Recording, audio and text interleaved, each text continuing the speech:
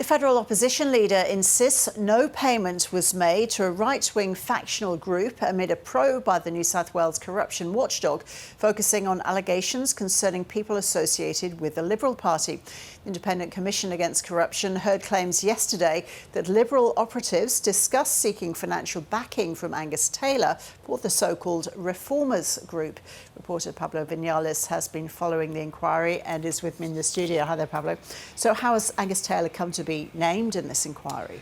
Yeah, hi there, Ros. Well, that claim emerged in the ICAC hearing yesterday. It is part of this probe that is looking into the group, the Reformers, a conservative, Christian faction within the Liberal Party that are accused of trying to effectively stack the Liberal Party with its own members. Now, the inquiry is quite complex, but it centres around the relationship that the Reformers had with a fugitive property developer and a number of prohibited donors. And one of the organisations named in this inquiry is the influential group Catholic Schools New South Wales.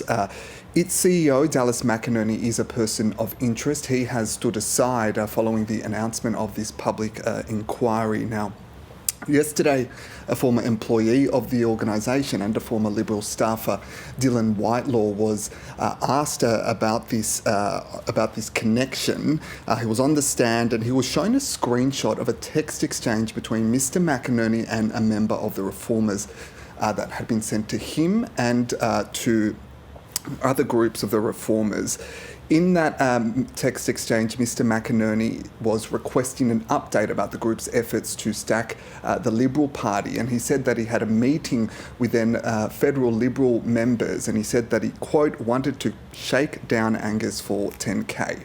Now, Mr Whitelaw was asked what he understood the reference was, and he said he understands it to be a reference to the now opposition leader, Angus Taylor. Mr Taylor has now faced repeated questions about the connection to this. Let's take a look. I'm not going to give a running commentary on all of this. I'm not a party to the proceedings, but no payment was made. But they produced text messages claiming that you were donating to them. Do you dispute this? I said that no payment was made.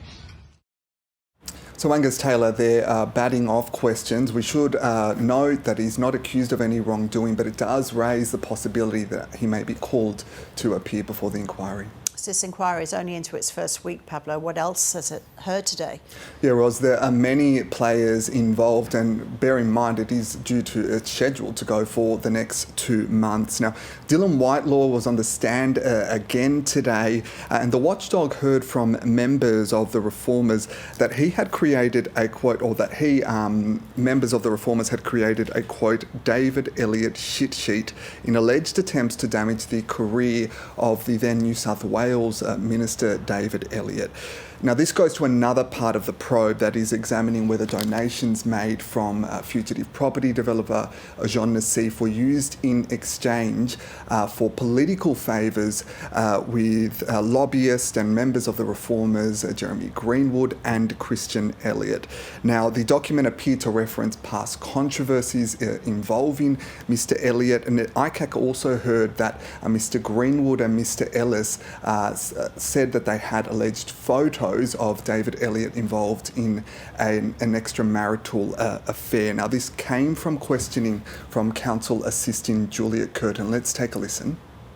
So I want to suggest to you, Mr Whitelaw, and I accept that you may not know, that this document was prepared at the instruction of Mr Greenwood by you to further certain interests that Mr Nassif had. At the time, I had no idea. At the time, it would appear to me as just standard factional warfare. Yes. On reflection, absolutely, that's what it appears to be. So we should note that we have reached out to David Elliott. He has declined to respond to specific questions from the ABC, but the Sydney Morning Herald has reported that he has released a statement denying all accusations and denying all the accusations of his colleagues on the religious part of the Liberal Party, Ross.